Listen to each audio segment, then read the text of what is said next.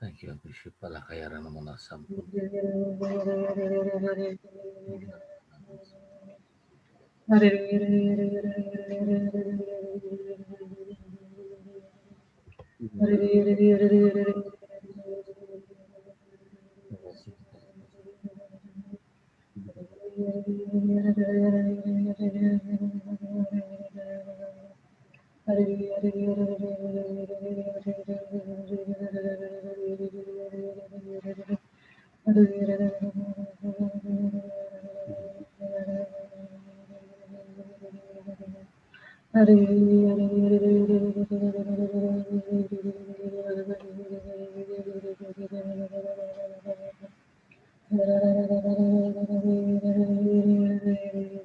Hallelujah. Labashi barabara. Hallelujah. Thank you, Jesus. Praise you, Jesus. Shitara barabara basi andaraba. Hallelujah. Hallelujah.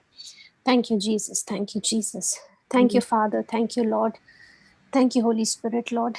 Father, you are a God who loves us dearly, Lord. Thank you, Jesus, for the promises that you have given to us. Truly, Lord, no weapon formed against us will prosper because our righteousness is of yours, Lord. Thank you, Father. Thank you, Jesus, for the grace that you have given us, the power, the ability that you have put in us, Lord. Father, as you take us through this journey today, Lord, as you unfold the truth before each one of us, Lord, I pray that each one of us here in this class, watching people who are watching us on YouTube, on Facebook, Lord, I pray and I believe that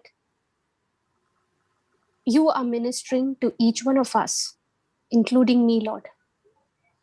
You're speaking right to our heart and showing us, Lord, the truth, the mysteries hidden in your word.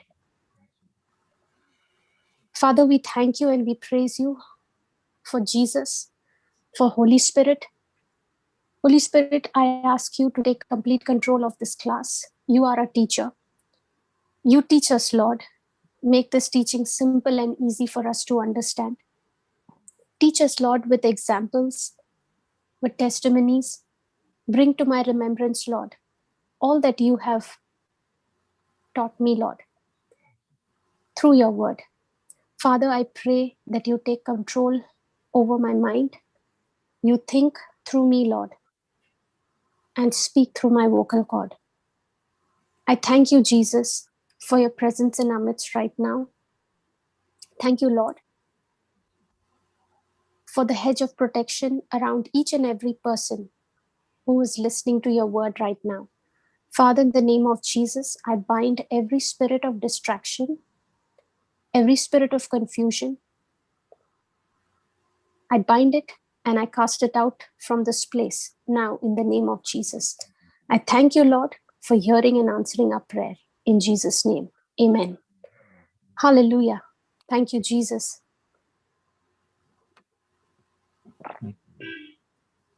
Am I audible to everyone? Yes, sister. Praise God. Okay. Praise God. Thank you, Jesus. Okay, can we write down some notes? Yeah. We are continuing the covenant, sister. We'll touch upon it, brother, as the Lord leads us. Okay, Yeah. but as we go into the teachings, we'll understand more deeper into what we have been studying. Okay. Okay, so please write down. What we believe determines how we live. What we believe determines how we live. If we believe the wrong thing, One minute. Go, sister. Okay, what we believe determines how we live. Yeah. If we believe the wrong thing,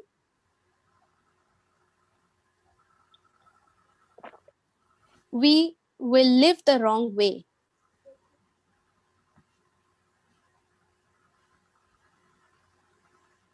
If we believe the wrong thing, we will live the wrong way.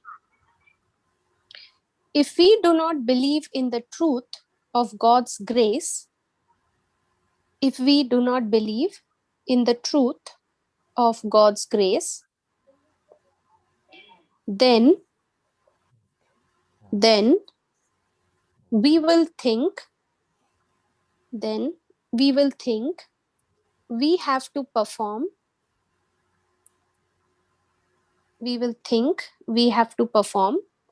to get God, to get God,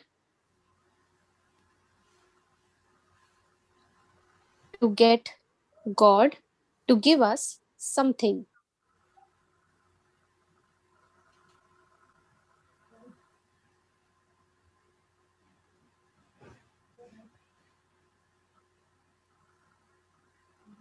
Did you write down? Yeah. Okay. What we believe determines how we live. Means what?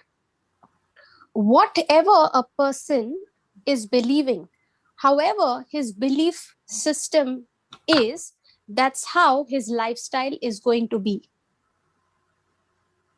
Okay.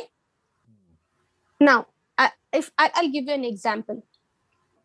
Now, let's say if a person believes that he is in depression, okay, if a person believes that this is going to be the final situation, the final state of his life, he's never going to come out of it, things are not going to get better, then he will begin to live a depressed life.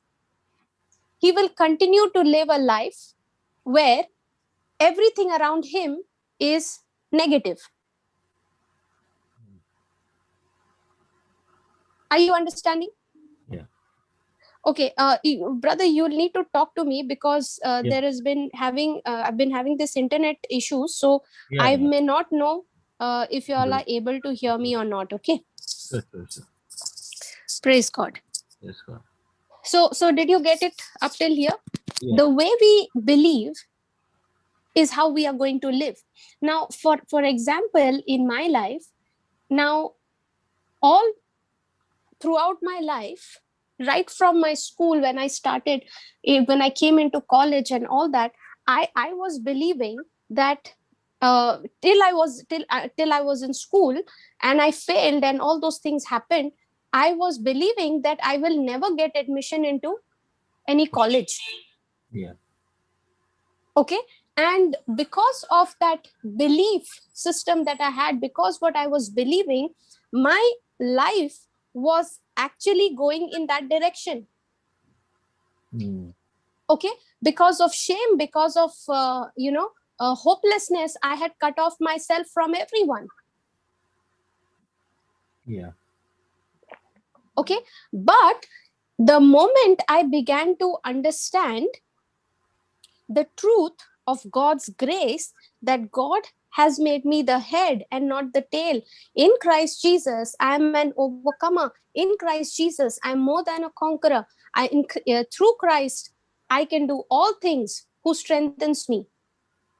Now, when I came to understand this grace, my thinking began to change. And now, as my thinking began to change, my believing also began to change. And I said, I don't have to live a life defeated like this. I need not continue to live a life like this. I can change because the word of God says so. My life is not going to be, this is not the end of it. This is not going to be my final settlement.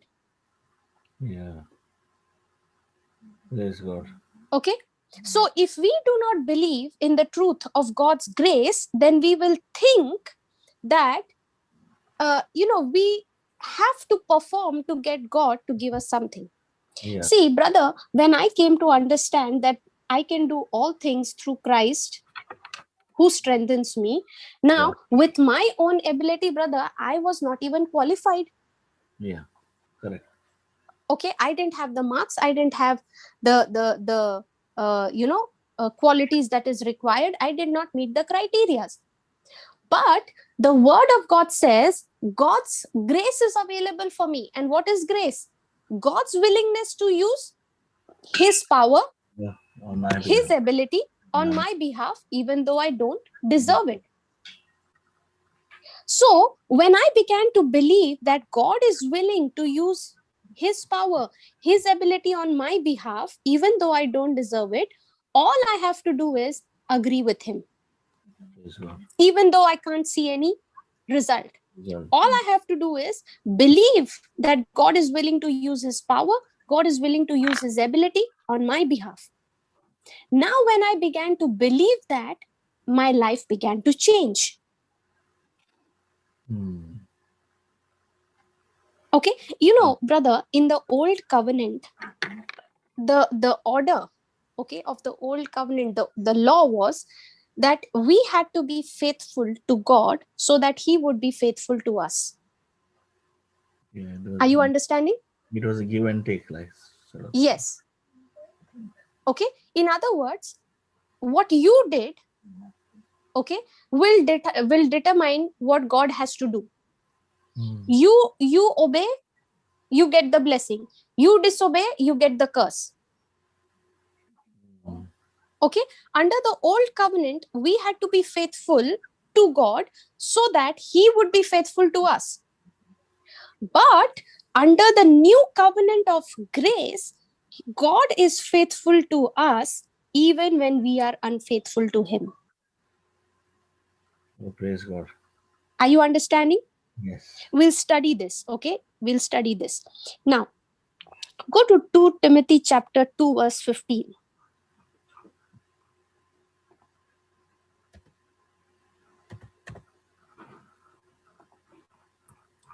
2 verse 15?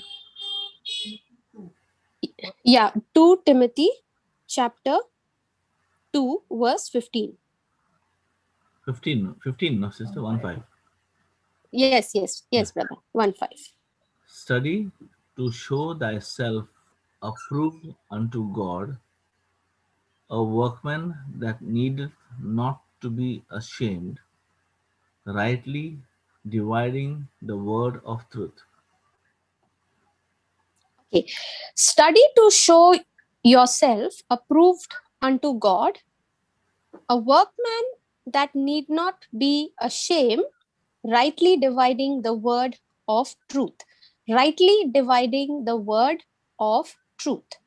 Now, see, if you go to any extreme area, you will always end up in error. Sorry, Okay, what does what does okay it mean? it means? If Yeah. you go to any extreme area, you will end up in error. Means what, brother? That if you only keep on doing, let me give you an example. Okay, Sister, we could not let hear me give you an you. example. Now, Sorry? yeah, I'm repeating, sister. Praise God. Okay, now let's say, brother, if a person joins a gym, okay, Yeah. can you hear me? Yes. Can you? Okay, now let's say, brother, you join a gym, okay, and you decide, I have to build up my muscles, I have to build up my strength, stamina and everything, and get my body in shape. Okay, Yeah. now you go to the gym and you start working out. Okay, Yes. you're working out, okay, and at the same time you are not giving the supplements, the food supplements that your body needs. Yeah. Okay, now if your weight is too much and if you have to cut down the weight, what happens? A person might just stop eating. Yeah. Correct? And start working out. Now if you're only working out, you're doing an extreme work, right? It's extreme. Yeah. Okay, in the same way, if you stop working out and you only keep on eating, then there is no balance. Your body will never come into shape. Your body will not it will not be able to develop and build up that stamina. So if you want to build up your muscles, you need to strengthen your body and get it into shape, you need to have a balance of both workout and food. Food. Right? If you go on to these two ends into extreme, if you go on working out, into extreme, now that will end up in problem. Yeah. Did you understand that? Yeah, okay, understood. Okay, there always has to be a balance. Now, I'll just read this same scripture in the amplified version.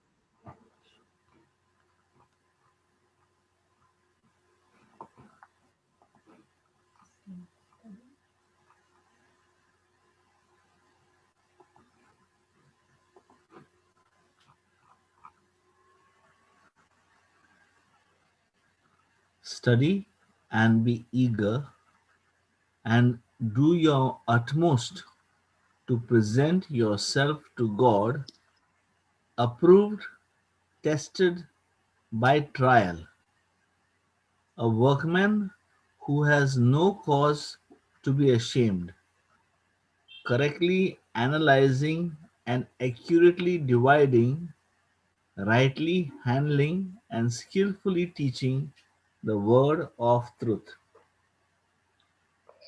Now, what is he saying? Study and be eager and do your utmost to present yourself to God, Yeah. approved, tested by trial, a Hmm. workman who has no cause to be ashamed, Yeah. correctly analyzing and accurately dividing. Yeah. Okay, note that. Correctly analyzing and accurately Ready. dividing, that is rightly handling and skillfully teaching the word of truth. This is the balance. Now, yes. Now what happens when you don't correctly analyze? What happens when you don't accurately divide? Now, brother, could it be possible, brother, that we are living life, we are living our life even after knowing the truth that Jesus, has died for us, but still sometimes continuing to live as if the sacrifice what Jesus did for us is of no use? Yes. Correct? Yes. As if Jesus has never gone to the cross and died and shed his blood, because at that moment when Jesus, when Jesus had to go to the cross, die and shed his blood, that was a requirement. Yeah. See, please understand, there were requirements that God had before Jesus went to the cross, and there are some things that changed when Jesus went to the cross, after the cross and before the cross. Yeah. Are you understanding? Correct. Okay. But even though we say, yes, Jesus, you died for me on the cross, you took my place, you forgave my sins, and all those things. Okay, we talk about how he has delivered us from our sins and all those things, but somehow many of us, we continue to live as if Christ has not died on the cross. Very true, sister.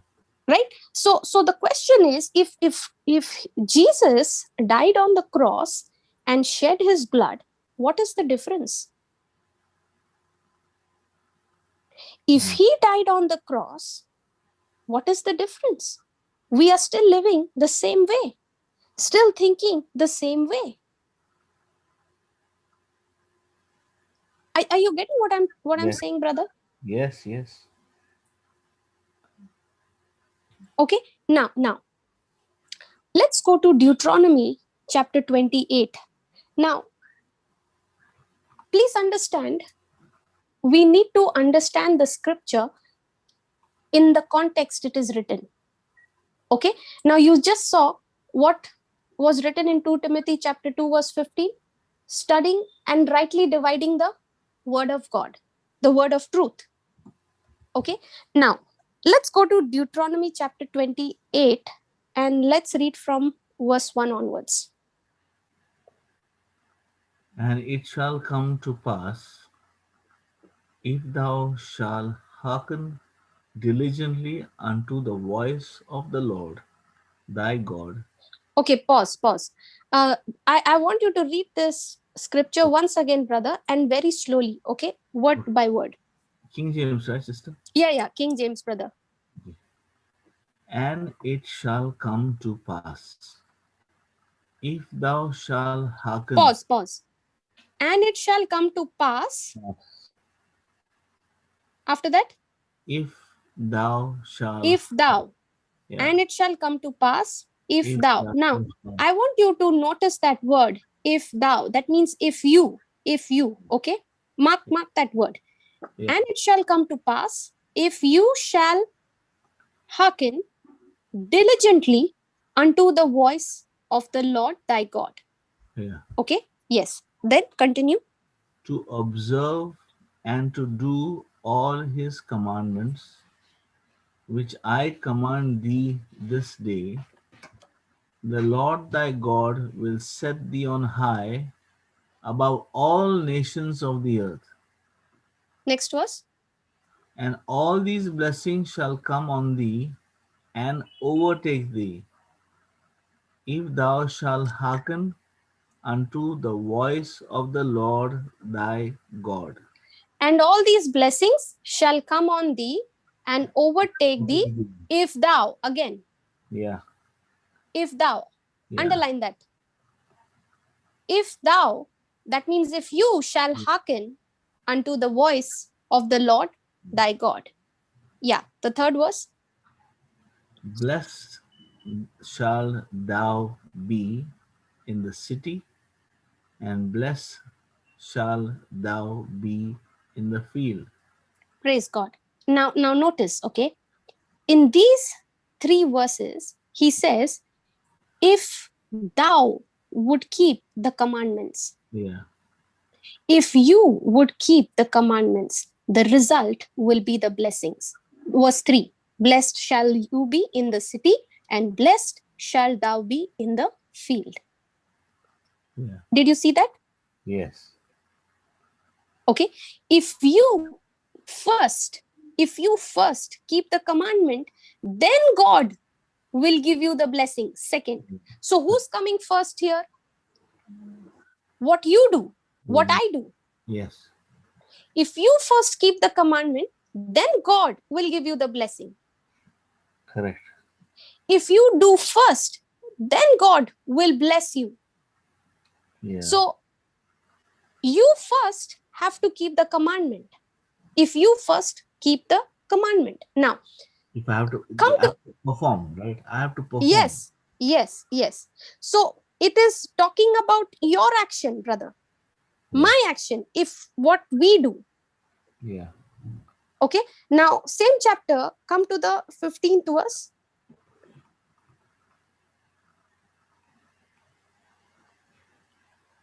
But it shall come to pass, if thou wilt not hearken unto the voice of the Lord thy God, to observe to do all his commandments and his statutes, which I command thee this day, that all these curses shall come upon thee and overtake thee. See, the previous work spoke of, the previous verses spoke about the blessing, right? If you do this, if you first keep the commandment, the result will be the blessing. God will do it based on what you do. Correct. Now here he says, but it shall come to pass if thou, see that again, if thou Yeah. will not hearken unto the voice of the Lord thy God, to observe to do all his commandments and his statutes, which I command thee this day, that all these curses shall come upon thee and overtake thee. Hmm. That means if you do not keep those commandments, then those curses will come upon you. Now, if you see, in both the cases, it's what you do first that determines what will be done to you second. Are you getting the picture? Yes, yes, correct. Okay. So according to what we read in these verses, in verse 1 to 3, one of the requirements for the blessings before Jesus went to the cross was that you first had to keep the commandments in order for him to be able to bless you. Yeah. Again, once again. The old order, okay, the old covenant was, the old requirement was for the blessing to come to you. Yeah. Okay, for the blessing. See, before Jesus went to the cross, you first had to keep the commandments in order for him to be able to bless you. Yeah. Okay, now the question to ask is it the same now after the cross? No. Let's go and see in Galatians chapter 3, verse 13 and 14. Let's see what the word says. Galatians 3. Yeah, 13 13. and verse 14.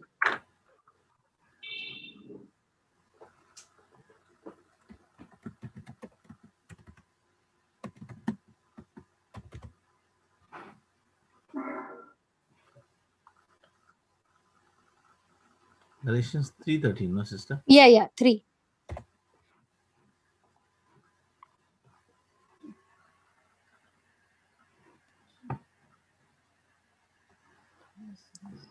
Yeah, read that, please, brother.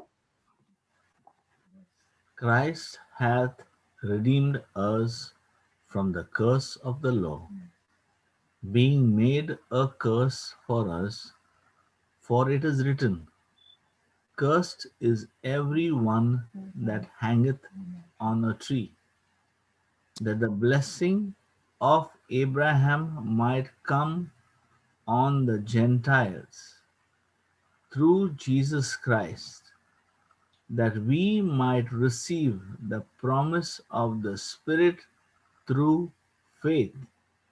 Praise Now, God. what is he saying? That the blessing of Abraham Yeah, might come onto the Gentiles. How? through Jesus Christ. Correct. Through Jesus Christ. So, after the cross, the blessing comes on you through Jesus Christ. Hallelujah. Are you understanding? Yes. Before Jesus went to the cross, the requirement was that you had to obey, you had to keep all the commandments so that the blessings could come to you. Yes. Okay, but after the cross, after Jesus went to the cross, the blessing comes upon us through Jesus Christ. Amen. Amen. So after the cross, it is what Jesus does first For us. Yeah. enables me to receive the blessing. Praise God. Are you understanding the order? Yes, sister. Praise God. Praise Okay, God. the old order was, if you do good, if you obey the word, if you obey the commandments, you get blessed. Yeah. That is before Jesus went to the cross. But after Jesus went to the cross, the order changed. It Yeah. is what Jesus did first that enables us to receive the blessing. Amen. Now, don't worry if you're not able to understand or if you're getting confused. Okay, just stay with me and just pay attention to what is being taught, and you will get the understanding. You will be able to understand by the end of the session. Okay, praise Yes. God. Now, uh just go to Romans chapter 5 verse 19, brother.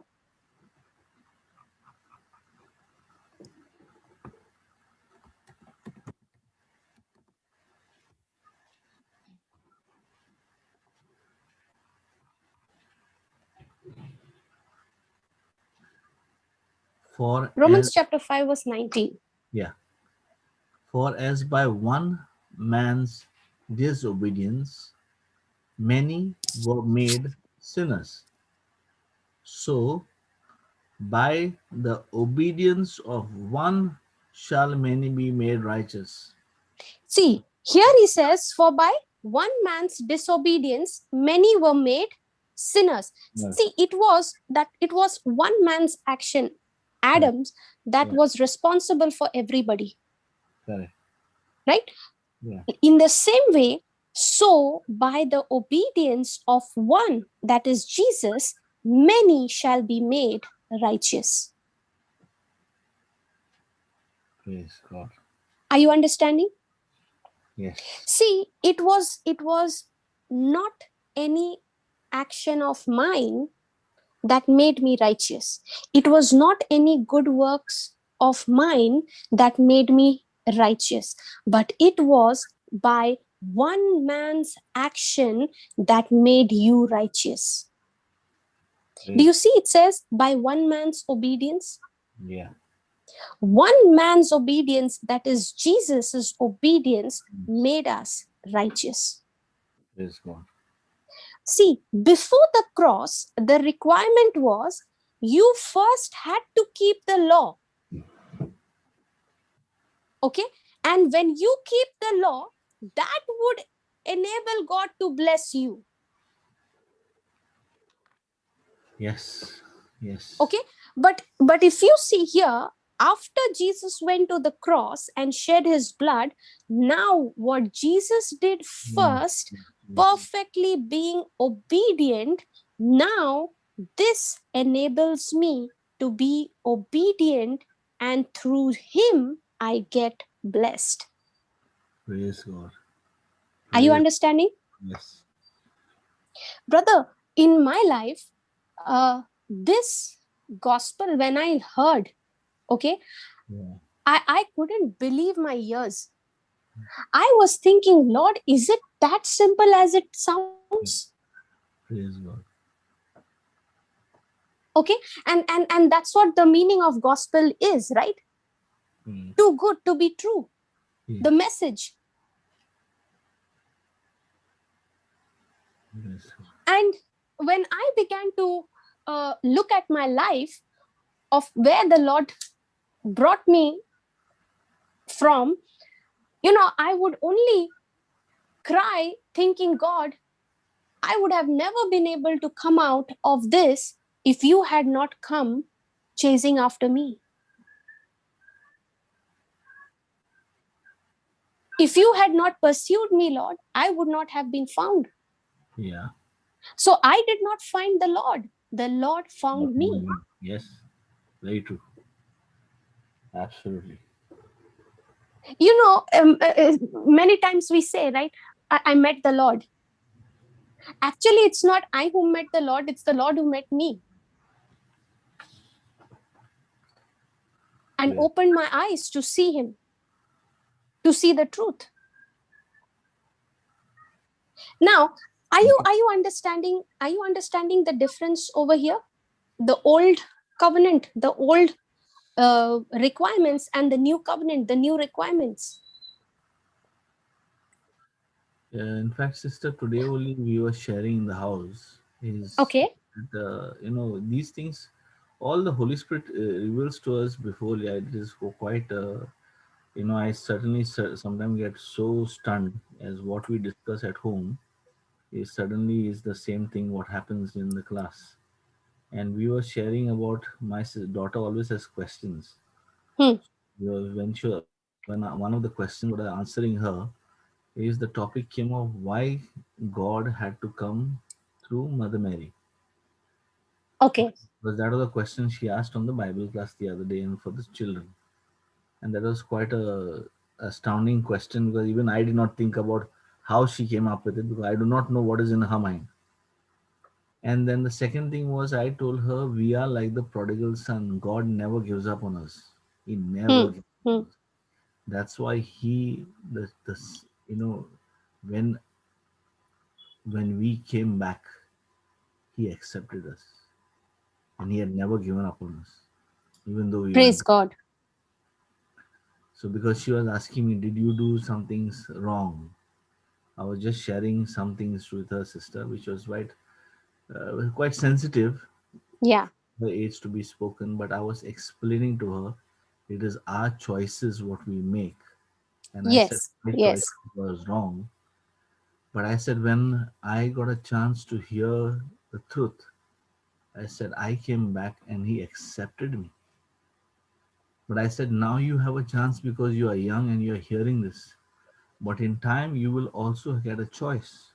But that choice should be God fearing choice, not the worldly choice. Praise God. Yeah. Correct.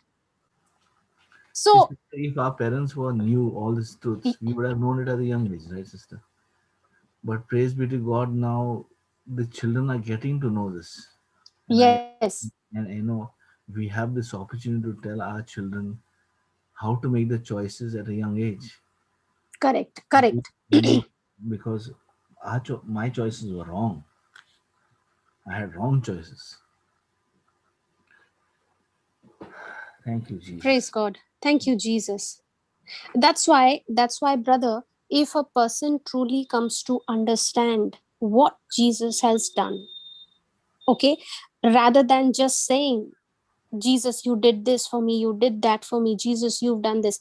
Rather than just saying, if a person can truly come to understand what Jesus has accomplished for us on the cross, that person's life will change. Not only change, but that person will see, brother, the problem today is that we run after things which are not important, Yeah, which do not even matter. yeah, Okay. And uh, and and pursuing all that actually lands us up in trouble. yeah, Okay. But if a person truly comes to understand the true nature of God, the nature of Christ, that person will automatically stop running after the things which are perishable and run after the things which is eternal. And that eventually would solve all the problem.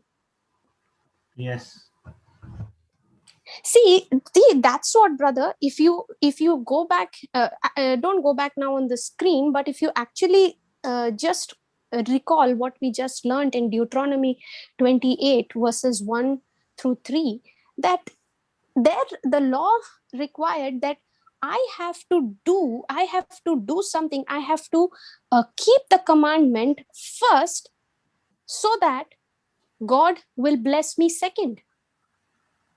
Right? First came me keeping the commandment. And if I keep the commandment, that will determine whether I get blessed or I don't get blessed. yes, Okay. But when you see, when Jesus came, after he went to the cross, okay, when he finished that sacrifice, when he said it is finished, after that, it is not what I do first that determines what God will do. The new order, you know what happened at the cross when Jesus died? When Jesus died, when he said it is finished, the order had changed. The old order was, if you keep the commandment, the result will be the blessing. If you don't keep the commandment, the result will be the curse. But now, after the cross, the new order is that it is what Jesus has already done now enables you and me to do what I could not do by myself. yes, Are you understanding? yes. Okay, let me show it to you from the scriptures. Now, go to Matthew chapter 19.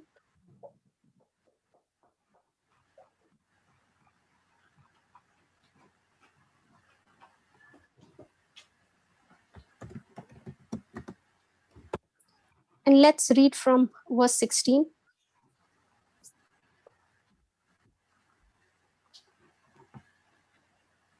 And behold, one came and said unto him, Good master, what good thing shall I do that I may have eternal life? Next verse. And he said unto him, Why callest thou me good? There is none good but one, that is God. But if thou wilt enter into life, keep the commandments.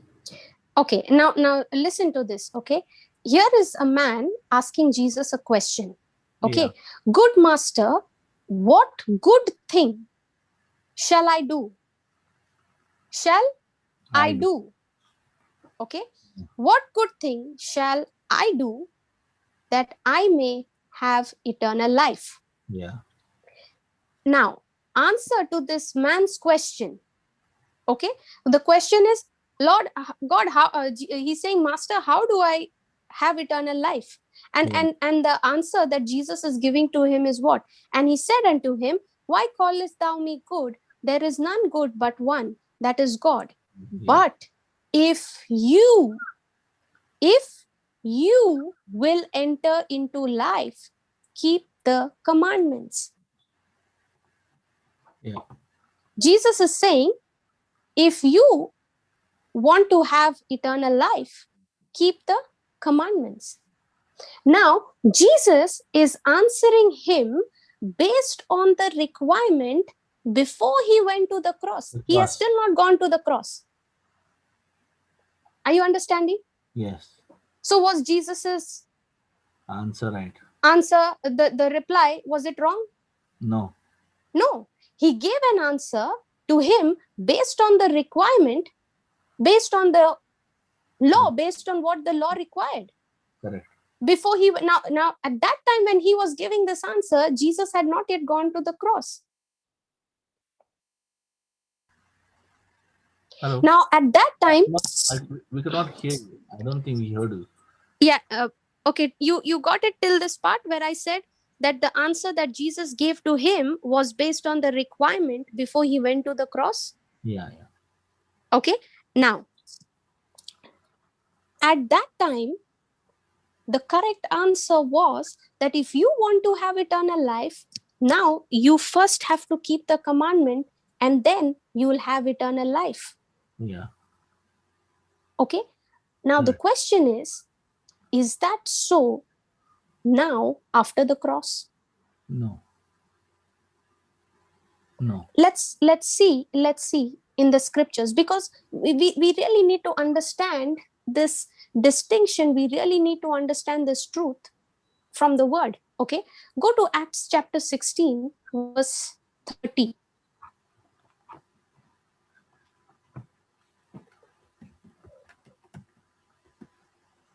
16. Verse 30.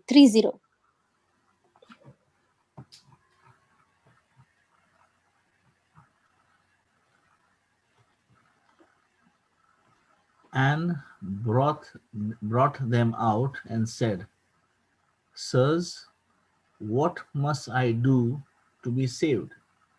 Okay, now this is a background where Paul and Silas were in the prison, right? Right. Okay, and the prison door had flung open, and the jailer, the keeper of that prison, got so scared, thinking that they have all escaped, and now his life is in danger. Yeah. Okay, Correct. and then Paul tells him, don't do anything to yourself, don't harm yourself, we are all here. Yeah. Okay, and then when Paul and Silas were brought out, when this jailer brought them out, what is he asking them? What is he asking Paul and Silas? What must I do to be saved? Now, do you see the similarity between these two questions? The one man who asked Jesus, good master, what do I do to receive eternal life? Yeah. And here, the keeper of the prison is asking the same question. What must I do to be saved? Now look at the answer in the next verse. And they said, Believe on the Lord Jesus Christ, and thou shalt be saved, and thy house. Do you notice that? Yes. Before the cross, it was you required to keep the commandment first. Yeah. that would enable God to give you eternal life. Thank you, Jesus. Before the cross, it was you required to keep the commandment first that would enable that man to receive eternal life. Mhm. But after the cross, it was what Jesus did first and you believing it. Do you see what he says? And they said, believe on the Lord Jesus and you shall be saved and your household. Yes, amen. Amen. It is what Jesus did first and you believing it. This is what Paul is telling to this keeper of the prison. It is what Jesus did first on the cross and you believing it will enable you to be born again.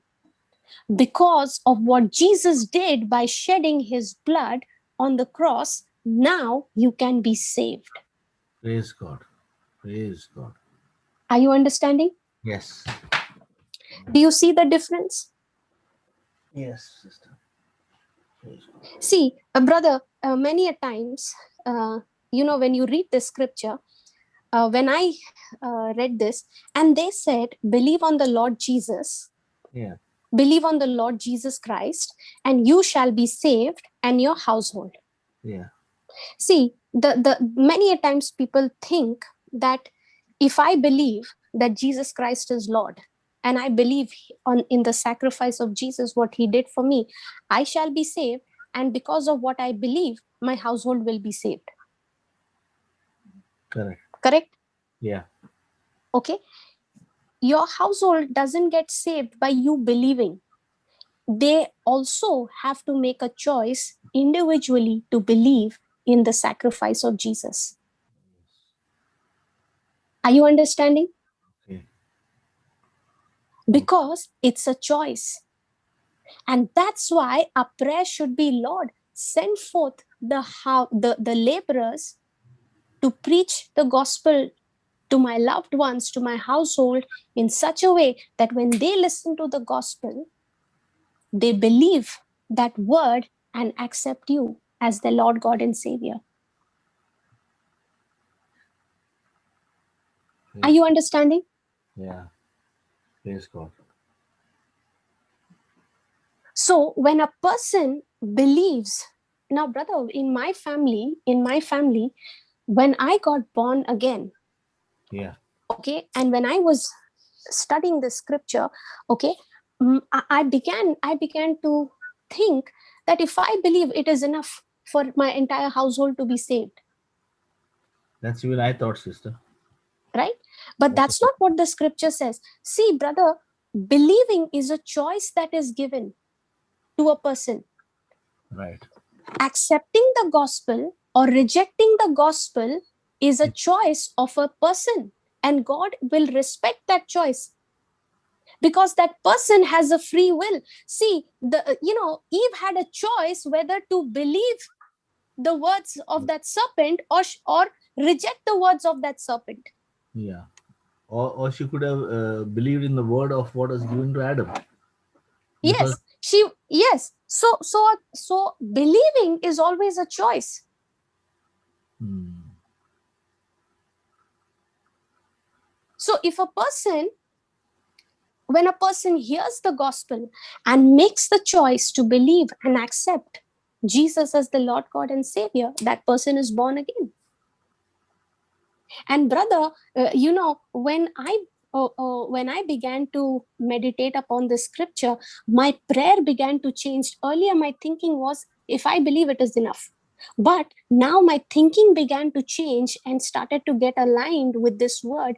And now my prayer for my family members was, Lord, send forth the perfect laborers that you have prepared for each one of them. And Lord, thank you that as they are listening to the word of God being preached, they will listen the word, believe it, and accept Jesus as the Lord God and Savior. Okay. Now, brother, in the year of 2013, I think, we had the first retreat in Jamshedpur. Okay. Now, before then, my parents, my dad, my mom, my whole family did not know how my life had changed. Okay. Okay. Because my when I met Papa, Yeah. okay, I think it was in the year 2012 I met him. Okay. And when I was listening to the CD, brother, in 1 year my life had changed completely. Yeah. Okay. Everything had changed. My depression, suicidal tendencies, everything was gone. Okay. I was healed and so many things. Now when my parents saw all that, they Yeah. were wondering What happened? what brought about this change. Yeah. Okay. Now in that 1 year, brother, I tried many a times to preach the gospel to my family, to my household. Okay. Okay. But I ended up in uh, you know debates and arguments. Correct. Okay. And that's when the Lord began to tell me, you just focus on your relationship with me. I have prepared a laborer for them. Right. Okay. And he began to show me through the scriptures that I don't have to go and preach the gospel to them with my words. I have to preach the gospel to them by my actions, by my attitude. Praise God.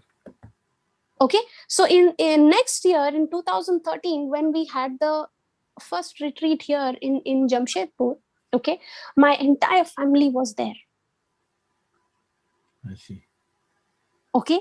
And by the end of the meeting, when the anointing session started, okay, each and every person of my household gave their life to Christ on that day. Praise God. They were all sitting right in the front, okay, weeping, crying, confessing before God. Praise God. Now, brother, on that day, every member of my family was there except my brother, because he was in Bangalore at that time. Oh, I see. Okay. And I said, Lord, everyone has come. My brother is left. Yeah. Okay. And I continue to believe that the laborer has been prepared for him. Yeah. Okay. And Papa used to come for the retreats and all, in Bangalore. He used to take the sessions. And, my brother, he would drop me to the retreat center. Okay. But he would not come inside. I see. Okay. And I would every time tell him, you just come and drop me. If you want to come, you come inside. If you don't want to come, you can go, no problem. Yeah. Okay. And I continued to thank God throughout. And I said, Lord, thank you that my brother has given his life to you. Thank you that he's changed. He's a man of God, a mighty man of God. And all those things I began to speak over his life. Okay. Started to plant the seed. Now, within 2 years, okay, within 2 years, we were, we used to have these 1 day, full day retreats. Okay. Every month once. And it so happened that one of that session happened to be in my uh, hostel. Okay. In the chapel, in the auditorium where I used to stay, the chapel, the hostel. Okay. So my parents had come to meet me, and since they knew that Papa was ministering, so they wanted to attend. Okay. And my brother also joined that day. Oh, wow. Okay. Okay. Now he joined that day for the retreat. Okay. He came because my parents had to come. Okay. Okay. But Correct. that day, as the word of God was being preached to him, something changed in him. Wow. Something changed in him. Okay. And after that, he began to, ask me if this is the situation I'm going through, which scripture should I pray? Now that itself was like a, when the rain comes, the cloud begins to form. Yeah, yeah. Okay. And I said, praise God, thank you, Jesus, the rain is coming. I can see the cloud. Okay. And from after that, in about 6 or 7 months, uh, he went through some crisis. Okay. And at that time, he turned to me and he said, I'm in this situation, I don't know what to do. And that was the time I ministered the word to him. I remember that day sitting in the room, okay, in my house. We both of us were sitting on the floor. I was giving him, I was ministering to him, preaching the word. And that day in the house, he gave his life to Christ. Wow. Praise God. Brother, it's a choice. Yeah. That's why focusing on preaching the gospel is so vital. Yes. The preaching of, until and unless the gospel is preached, the message of salvation, until and unless a person hears, that person will not be able to make a choice. Once the gospel is preached, now the choice is up to that person. Yes. Are you understanding? Yes. Very true. Praise God. Now let's look at the area of forgiveness and unforgiveness. Okay. Yeah. Go to Mark chapter 11.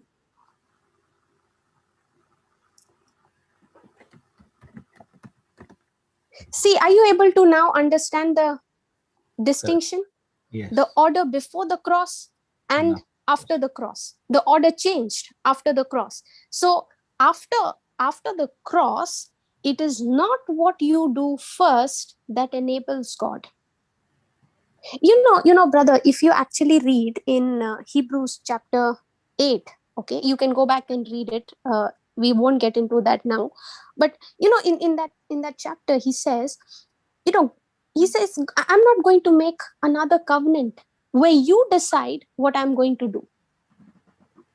Yeah. See, that was the pattern. The Correct. law required that what I do will decide what God will do to me and for me. Okay. If I obey, God will bless me. If I disobey, he will curse me. So my actions were making God to decide what he should do. So God says, see, he says, I'm not going to make another covenant where you are not, when you're not faithful to your part, it causes me to withdraw from you. He says, this time I'm going to make a new covenant where my actions will not depend on your faithfulness. That means God's actions does not depend whether I'm faithful to him or unfaithful to him. God's love for me does not depend whether I'm faithful to his love or unfaithful to his love. He has decided to love me anyway. Praise God. Are you understanding? Yes. Now, let's look at Mark chapter 11, verse 26.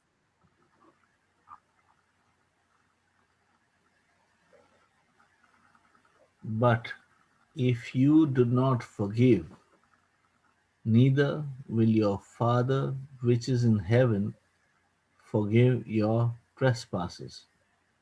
Now, what is he saying? But if you do not forgive. Forgive. Now, do you see that word? If you Yeah. do not. Now, this is Jesus speaking before he went to the cross. Yeah.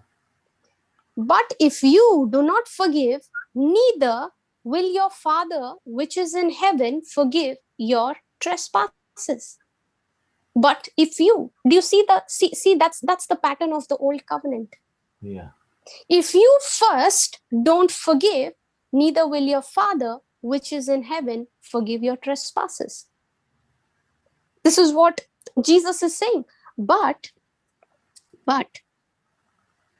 you need to understand that Jesus has not yet gone to the cross when he was saying this. That's why the scriptures always have to be read in its context. Praise God. See, as long as Jesus was walking on this planet Earth, the old covenant was valid. Yeah.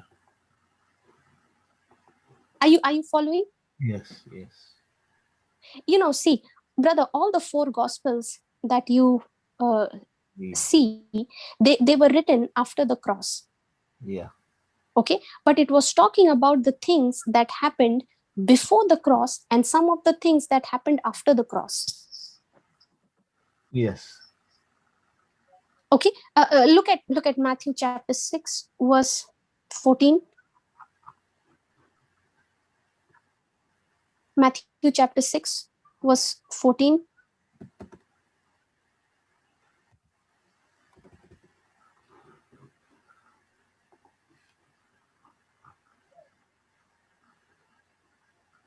For if you forgive men their trespasses, your heavenly Father will also forgive you. Next verse. Moreover, when you fast, be not as the hypocrites of a sad countenance, for they disfigure their faces that they may appear unto men to fast. No, 14, the 15th verse. Okay, 15. Read it. Yeah. 15th verse, you read it again. But if you forgive not men their trespasses, neither will your Father forgive your trespass. Okay. Now, in both these scriptures, you find here Jesus is saying, for if you forgive men their trespasses. Again, Yeah, who's first over here? men. Me. Yeah, If we forgive men their trespasses, yeah, if you forgive men their trespasses, your heavenly Father will also forgive you. See, when you don't walk in forgiveness, you by default walk in stress. Are you understanding? yes, When you don't walk in forgiveness, when you choose to focus on the hurt, on the past memories of hurt and insult and humiliation, you are by default walking in emotional issues. yeah, And that will make you sick because you have opened the door for the enemy to bring all those things into your life. yeah, Brother, you know what? I have experienced many a times in my own life. Sometimes people say to me, see, your loved one, if they pass away, okay, and if they die and hold unforgiveness, they would probably go to hell. who says that? People have told me, brother. Ah, okay. Okay, in my experience, and when those words would come to me, it would really make me wonder, would God really do that? I mean, after now, when I understand the scriptures, it helps me to understand the very nature of God. Yeah, wow. I don't think that is the nature of my God. A We, God who is so loving, okay, who is so merciful, a God who did not withhold his his own one and son. only son That's what I and want. gave everything. That's all he had. And that God gave everything. Now imagine, brother, a God like that, will he, will he say, come on, they already have so much on their shoulders. The requirements they have not met. And now they have added one more, unforgiveness. So let me ask some more out of them to obey. And since they are not able to obey, just send them to hell. I don't think that is the nature of my God.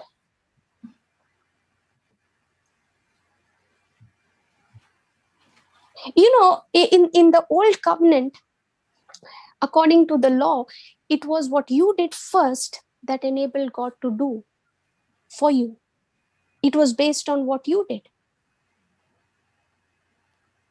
That's why if you see, he says, for if you forgive men their trespasses, your heavenly Father will also forgive you. If you don't, then your heavenly Father will also not forgive you. But what happened after the cross, after Jesus shed his blood? See what he says in Colossians chapter 3, verse 13.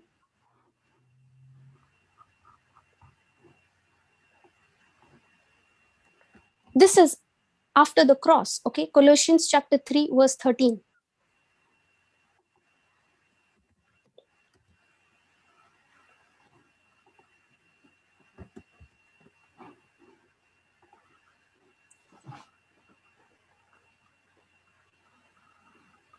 Forbearing one another and forgiving one another, if any man have a quarrel against any, even as Christ forgave you, See that.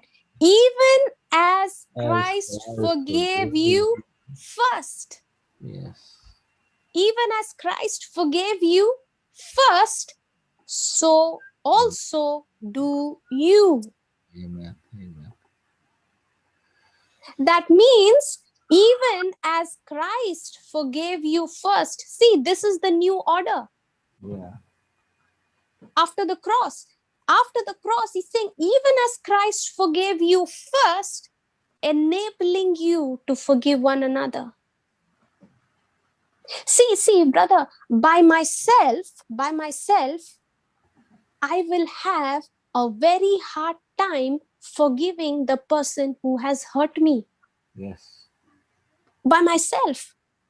But by what Jesus has already done, what has Jesus already done? He has forgiven me. Yeah. And now, because he has forgiven me first, I am now enabled to forgive that person. Are you understanding? Praise God, no, for that. Absolutely, brother. Sister, we have forgotten. I'm just telling about myself. We have forgotten the countenance and His Majesty, God, how great He is and how His love for us. Because if you measure up, we cannot even measure how His love was for us. We allow everything and everybody. Correct. What who has said, what he has said, what he has done, what that person done, what I done for him, what did he do in return. All these things the devil brings up in your mind and makes you so that you forget how much God has forgiven you. Absolutely. Brother, this was the area I was literally struggling with to forgive. Okay. And it was such a hard time that I began to have, that I started to cry out to God, and I said, Lord, because what I was going through at office was so much that the thoughts began to disturb me in such a way that I had almost started to believe that I have to just tolerate it. Are you understanding? Yeah. Sometimes when we see the scriptures saying love one another, forgive one another, we take it in a sense where I have to just tolerate that person and just keep my mouth shut and Yeah. not say anything. So if I don't keep my, if I just keep my mouth shut, at least I will not say, I will not disobey God. Yeah. Correct? But Correct. brother, is God looking at my action or is God looking at my heart condition? My heart condition. Even if I say I'll just keep my mouth shut, I'm going to just tolerate that person and I'm not going to say anything. Now, in my heart is not in line with what God requires. Correct. My action doesn't determine the result. Yes. My action, I'm only trying to please God. I'm only trying to please God so that I can earn His blessing. Yeah. I'm only trying to obey so that I don't get cursed.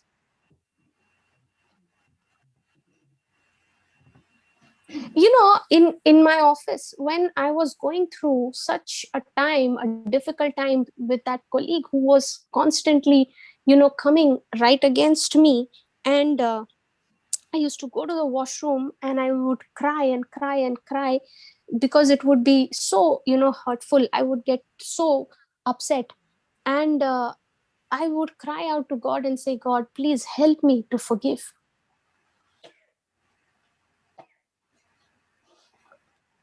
Yeah. And I would not be able to understand how to forgive. Now, here the scripture says, because Christ forgave you, so also you do. Now, at that time, when I read the scripture, I would say it, I would confess it and say, Jesus Christ, as you forgave me, so also I forgive her. Jesus, as you forgave me, I forgive her. Now, brother, when I was saying that word, when I was saying the scripture, I did not understand it, honestly speaking. Yeah. Okay, the pain was still there, the hurt was still there. Okay, but one thing changed, that when I began to open my mouth and say, just as Christ has forgiven me, so also I forgive her. Now, when I would open my mouth and say this, slowly my emotions would begin to change. Now, it did not change when I had started speaking it. Okay. Yeah. But as I continued to speak it, as I continued to keep my focus, my mind on that and not on what she had done, I began to see my emotions coming in control. Okay. Okay. So what I began to, now I began to use the same principle with everything, with everyone, when it came to forgiveness. Okay. Okay. Praise Okay. God. Now, when I began to meditate on the scripture, and the Lord began to show me, He said, listen, because I have forgiven you, now not only you are enabled to forgive others, but also you have been enabled to forgive yourself. Because what was happening with me was, when I was finding it difficult, brother, to forgive others, knowing that God requires me to do that, Yeah. I used to get very irritated and upset with myself. Anyone like me? Yes. Hating yourself? Yes. Yes. Because your actions don't show what your feelings are. No? Yes. Yes.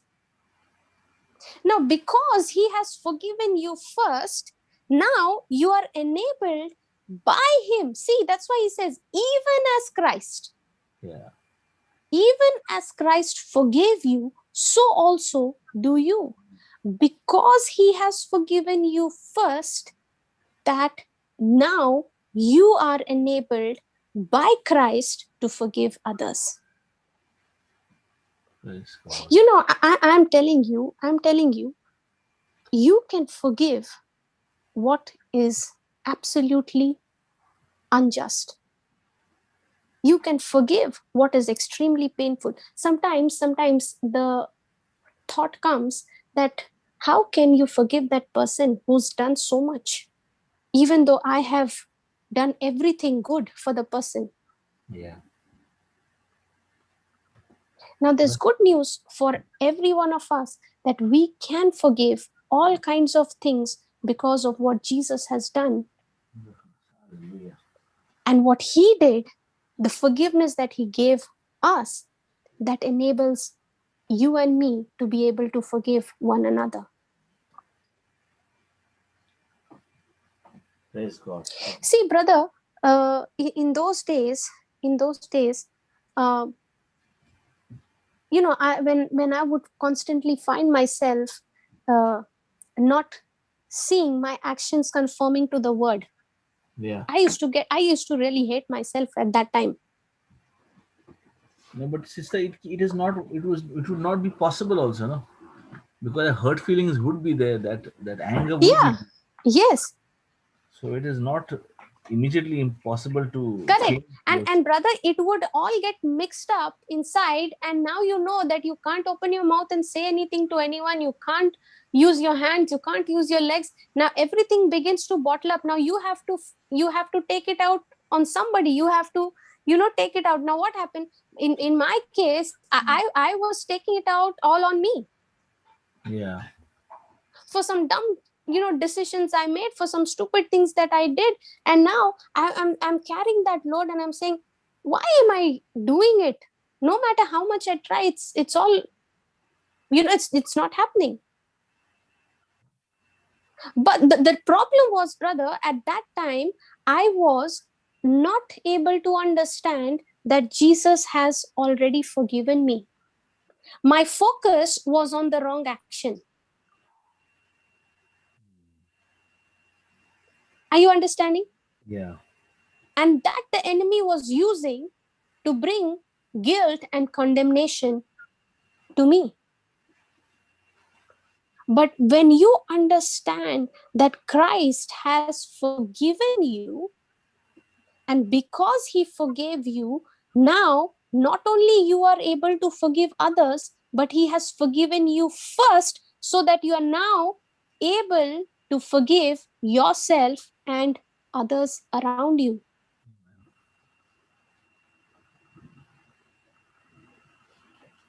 Are you understanding? Yes, sister. Praise God.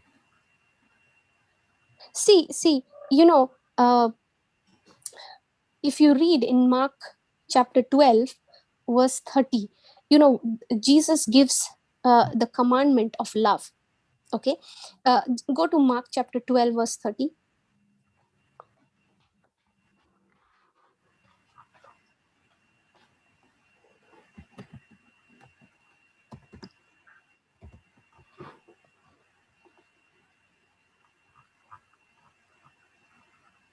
Praise God. Hallelujah.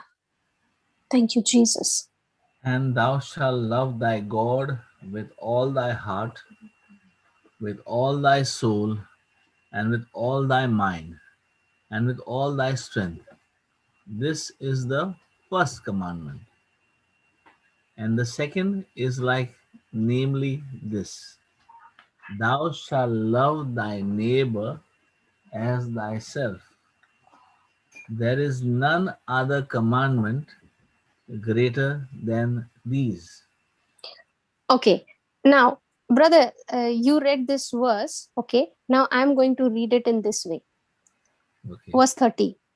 And Right. thou shalt love the Lord thy God with all thy heart, Okay.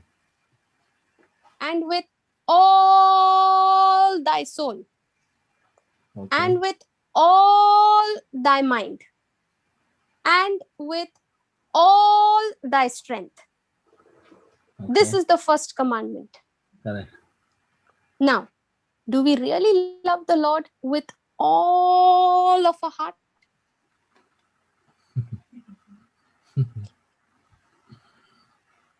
We've got the Lord there in our heart, but along with the Lord, there are all the other stuff and other people.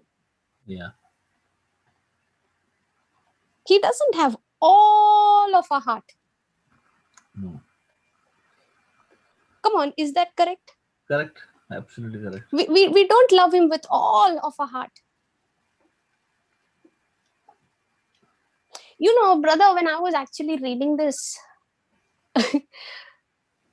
you know, we say this. I used to say this: Jesus, I love you.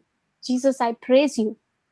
And brother, at times when I'm saying Jesus, I love you. Jesus, I love you.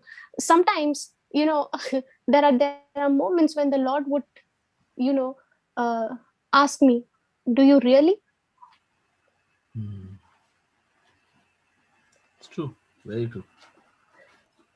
And I used to, you know, I would say, God, I want to love you with all of my heart. And then I would think, brother, come on, how, you know, who can love God with all their heart? So many other things, no, With all, beyond. yes, with all thy soul, with all thy mind. Come on, can there be a person in whose heart the Lord is the only one that has taken residence? Is there anyone who can do it? Only Jesus could do it. Yeah. Only Jesus could do it. Now, brother, see, this is the commandment. This is what Jesus is saying. You shall love the Lord your God with all your heart, with all your mind, with all your soul, with all your strength. Now, this is what Jesus is Yeah. saying before he went to the cross. Okay. Now, okay, now let's see what is the order. Let's see the order after the cross. Here, now before you go there, see what he's saying. Scroll up, brother, please. Let's see from verse 28. I see. And one of See, sorry. read it, brother. And one of the scribes came, and having heard them reasoning together, and perceiving that he had answered them well, asked him, which is the first commandment of all? And Jesus answered him, the first of all the commandments is, hear, O Israel, the Lord our God is one Lord, and thou shalt love the Lord thy God with all thy heart, and with all thy soul, and with all thy mind, and with all thy strength. This is the first commandment. Okay, now see in the 30th verse again, the focus is where? On the old requirement, Yeah, right? And you shall love the Lord thy God with all your heart first. yeah. And you shall love the Lord your God with all your soul first. First. So what is the order? Who is first in the order? Yeah. Me. I have to love the Lord. You shall love the Lord thy God. Okay, but now this is the order before Jesus went to the cross. But after Jesus went to the cross, look Sister, at what is the new. I just want to, why I Yeah, want to know, because normally when me and our family, my daughter, especially when she will talk, I ask her, who do you love most? She says God, correct? But yeah. I also, because now since she's listening to the teachings every day, I also wanted, what we mean here is God has to be the only place in our heart, right? According to this, right? It is not Yes. my mother, my father, my sister, my brother. When we have all these things, that is not what God is saying. That was the first commandment in the old, when before he went on the cross, right, sister? Yeah, this is the commandment he's giving that we shall love the Lord thy God with all thy heart. Now brother, he says this is the first commandment. Now please understand, Yeah, this commandment has not changed. correct. Yes, After the cross, it does not mean no change. that in my heart there is place for everyone Yeah, yeah, except God. of course. God can take some secondary place, third place, fourth No, place. no, no. Okay, the law is the same, the requirement is the same, Correct. but the order of fulfilling this commandment has changed. The first order, the old order was that you had to do it. You had to love the Lord your God with all your heart, with all your strength. Correct. Then God would bless you. Okay, but in the new covenant, after Jesus went to the cross, see, read 1 John chapter 4 verse 19. John 1 John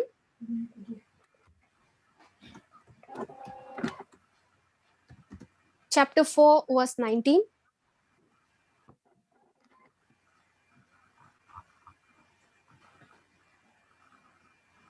We love him because he loved us. He first loved us. We love him because who first loved us? He, Jesus.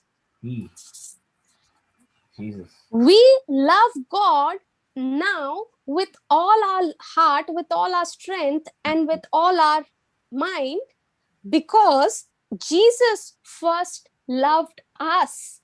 Yeah. Because he loved me first, now I am enabled by him to love him. Yeah.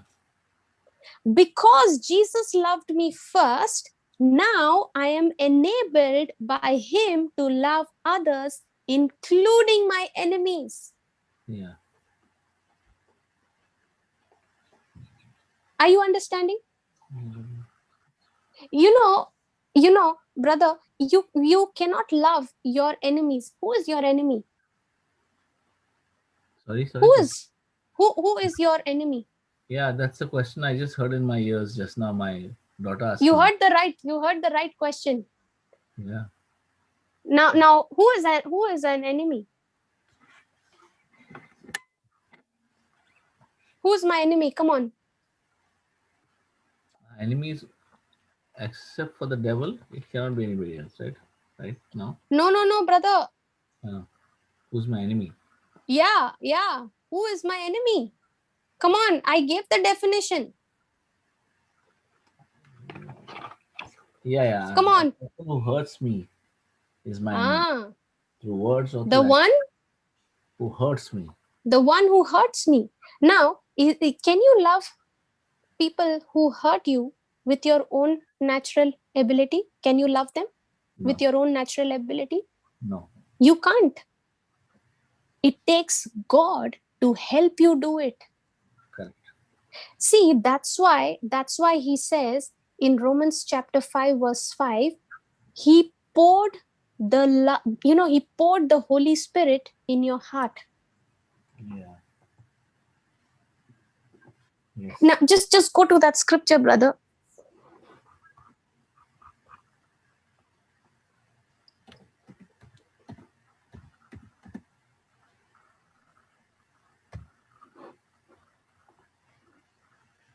Romans 5:5. And hope maketh not ashamed, because the love of God is shed abroad in our hearts by the Holy Ghost, which is given unto us. See what he's saying? The love of God, and hope maketh not ashamed, because the love of God is shed abroad in our hearts. By whom? By the Holy Ghost. Yeah. So God poured the Holy Ghost in your heart. The Holy Ghost poured the love of God inside of you. Yeah. Now, unless God gives you that love, it is extremely tough to love your enemies. Praise God. Yes. Brother, in those days when I was finding it difficult to forgive my colleagues who were coming against me, it is because I had not come to realize that I cannot do it by my own strength. I have to depend on God. And God has already poured his love in my heart so that now I can take that love because he loved me first. He poured that love in my heart. Now I can take that love and love one another with that love, not with my human love. Are you understanding the pattern? Yes. Hallelujah. Thank you, Jesus. So if a person understands that if I am able to uh, do something, it is not because it is my own ability, but it is because God who did it first for me, and because he did it first for me, now he helps me do it. Yes, praise God. So you might encounter some real difficult situations, real difficult people to live with, to work with, and you might be wondering, how am I going to do it? The answer is given today. How are you going to do it? You are going to do it depending and believing on what Jesus has already done. And it is now Jesus, what he did enables you, when you believe in him, that enables you to do what Jesus did. Praise God.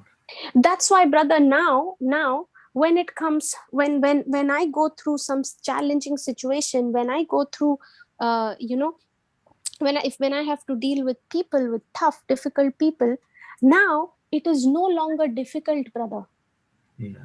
to forgive. It is no longer difficult to you know uh, walk in love with them. Why? Because I am no longer depending on my ability. I am depending on Christ's ability that is put in me.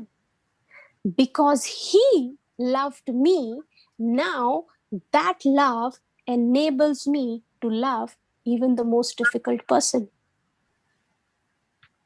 Praise God. Because he had mercy on me, now what he did first enables me to have mercy on one another. Praise God. Are you able to understand? Yes. Praise God. Praise God. Any questions, brother, up till here? Do you want to add anything? No, sister. Only I have a question from my daughter. Is who is my neighbor? Who is my neighbor? Yeah. Okay, go Sister, to that scripture, brother. Yeah, brother. Sorry, yes, Sister Clara. Sorry. Yeah. Yeah, sister, I've unmuted you. Can you accept the unmute request? sister, Yeah, tell me, sister.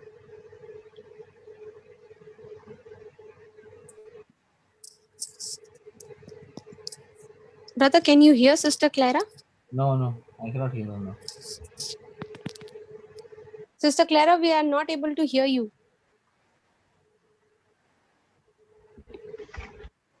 yes. Can you hear me? Yeah, now you're audible, sister. Sister, yeah, I just wanted to tell, sister, from where to where you went, like river crossing everywhere. It's so beautiful.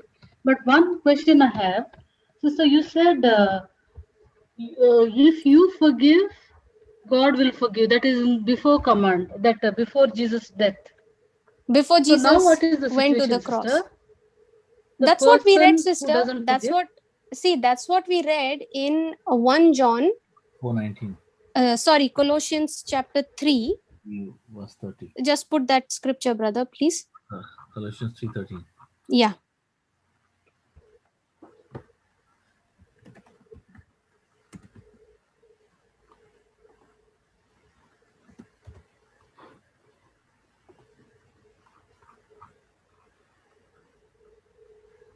Forbearing one another and forgiving one another, if any man have a quarrel against any, even as Christ forgave you, so also do you.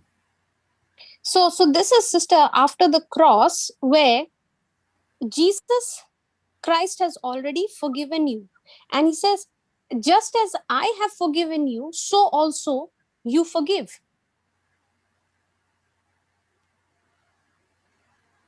Hello, Okay. Sister Clara, are you there?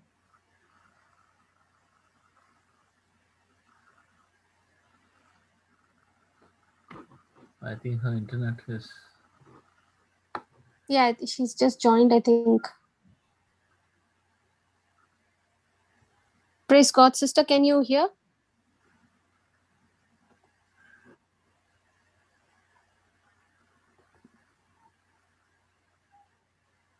Hallelujah. Thank you, Jesus. Sister, I don't know whether my problem, what happened. Sister, first of all, thank you so much for the wonderful teaching. It Praise is God. from where, Thank you, Jesus. sister, I just cannot, I don't understand how it comes like that. And what is, sister, one question I have. If you forgive, the Father in heaven also will forgive you. That Jesus said. Yeah. So what about now, sister? What about after this Jesus? Died on the cross.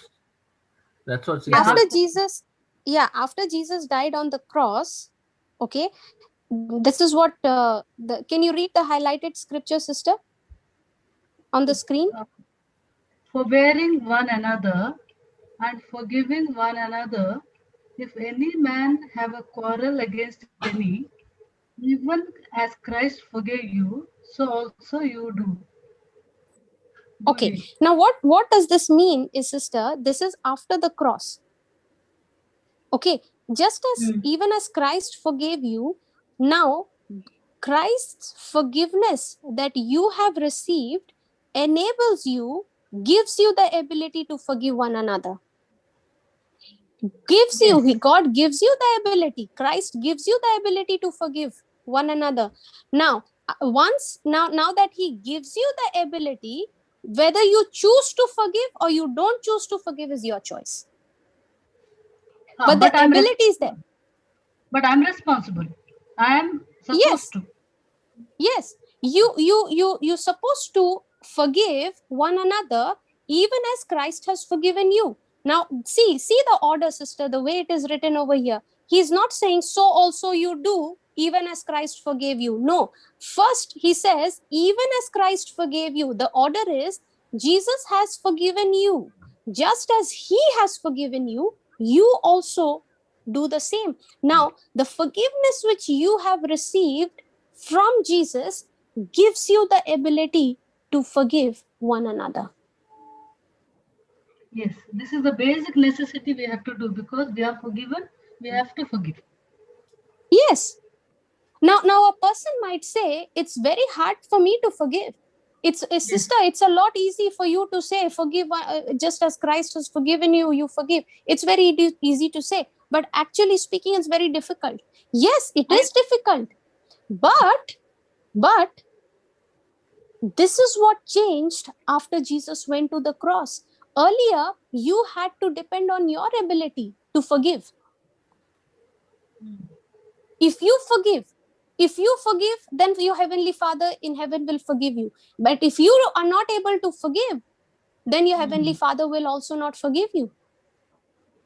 But here, God knows that we can't do it by our own strength. So he makes a permanent fix here by sending Jesus, and Jesus does what we were not able to do. And now what Jesus has done for me enables me to do what he requires of me. grace is given. Yes. Praise God. Yes, Can I sisters. ask one more question, sister? Yeah. You are Tell me, perfect sister. as Jesus is perfect. What does it mean? Sorry? You are perfect as Jesus is perfect. What does it mean? You are I am perfect. perfect. Yeah. I am perfect. In one scripture it says, no? You Hmm, are hmm. perfect as Jesus is perfect. He has perfected us. Correct, correct. Sister, after See, So, yeah, brother Jude, tell me. no, after Jesus died on the cross, sister, we accept Jesus as our Lord, God, and Savior. Correct, no, sister? yes, yes, yes. So we became one in Christ. Yeah. So we have lost our sin nature and Hmm. become same as Jesus through Jesus' blood. Correct? Hmm. So was Jesus perfect? Yes. So when God looks at us, He doesn't look at me as Jude. He looks at me as Jesus. That's why the scripture says, as Jesus is perfect, so am I. Brother, just go to the scripture, Colossians chapter 1, verse 28. That's what sister is talking about. Colossians chapter 1, verse 28.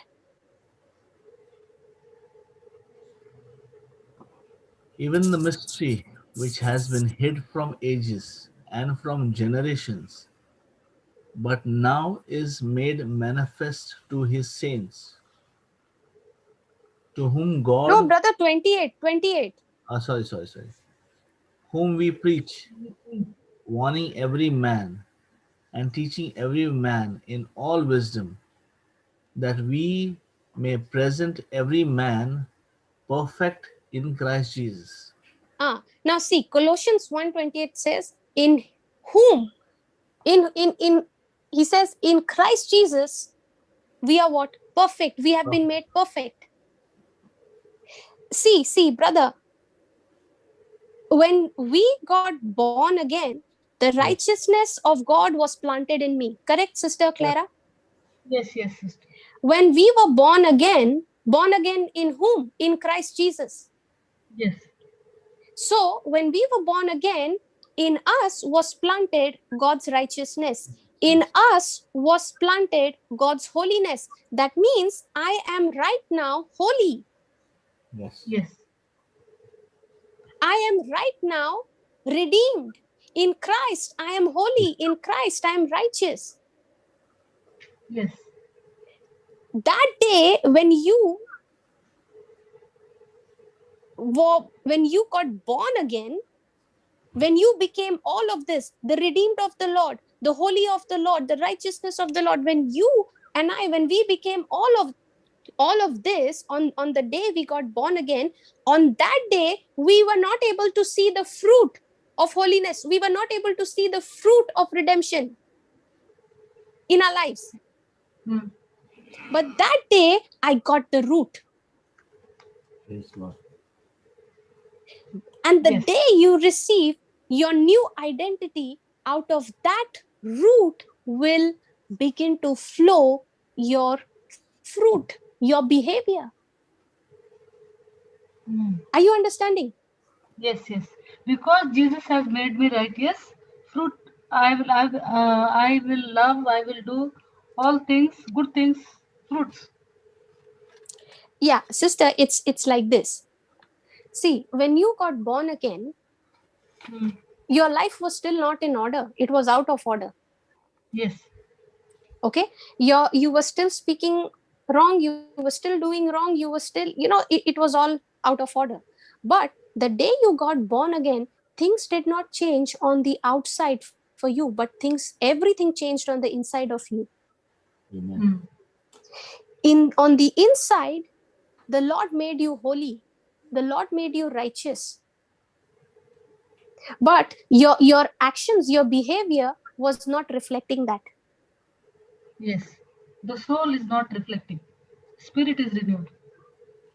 Yes, the fruit, okay, the actions, the behavior was all on the opposite side. That means Yes. on the day you got born again, sister, you received the root was planted.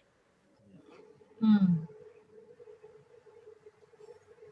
Okay, now as you began to give it time with the word, as you began to renew your mind, now you who had become a new creation, you were not becoming a new creation, but you had become a new creation.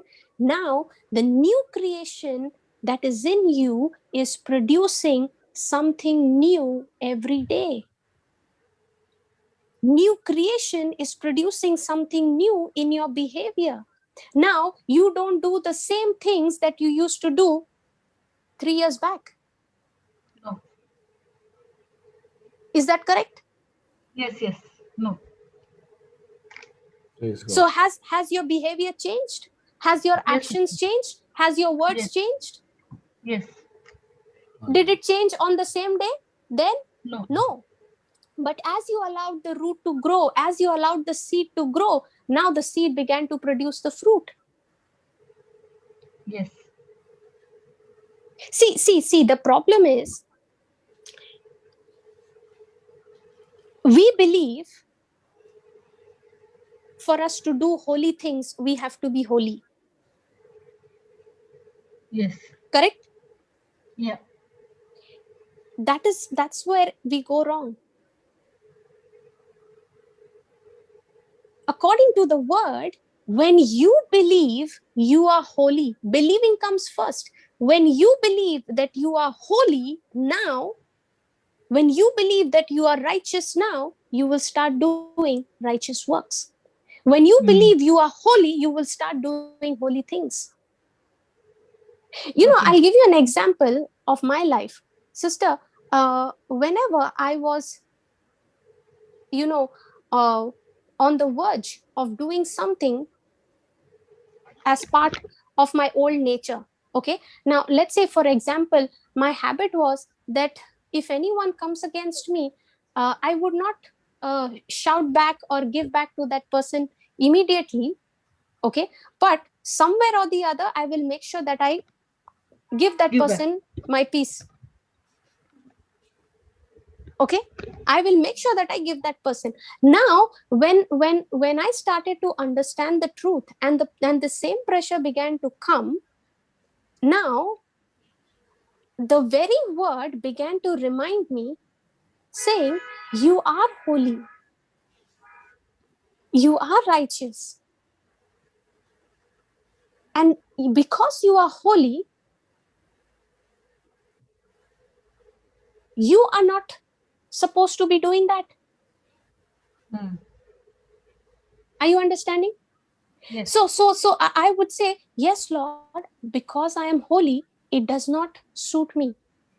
I'm not supposed to be doing that. I'm not supposed to be cussing. I'm not supposed to be uh, shouting. I'm not supposed to be giving back because I'm holy.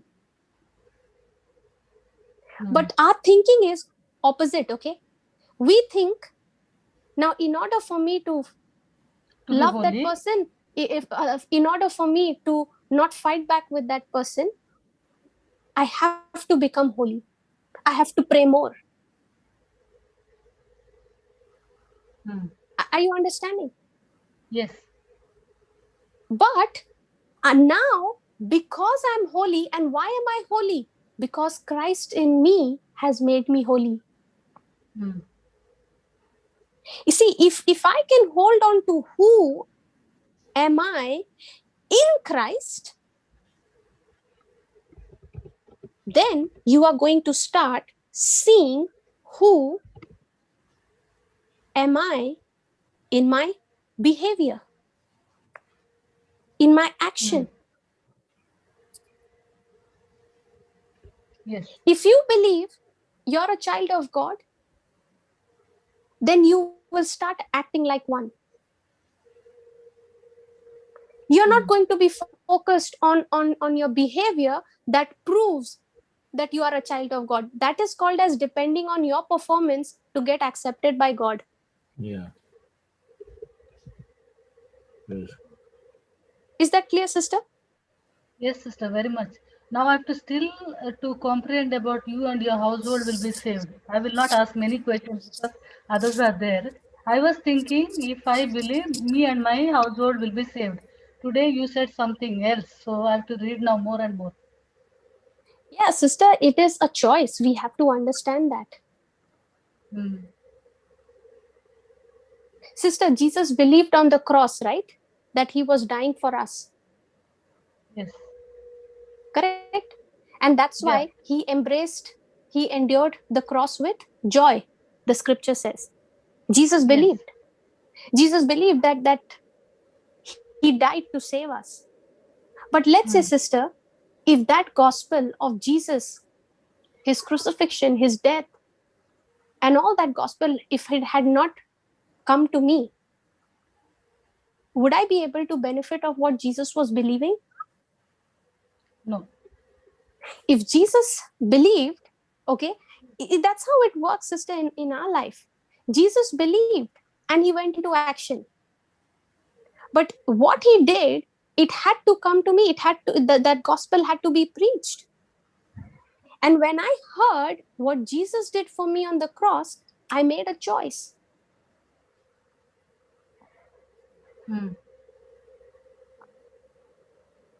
Praise God. Did you get that? Yes, sister. Sister, I'll ask next question next day. Okay, sister, I'll not No, trouble no you because problem. You can ask. No problem, sister. This is a class we are learning, we are studying.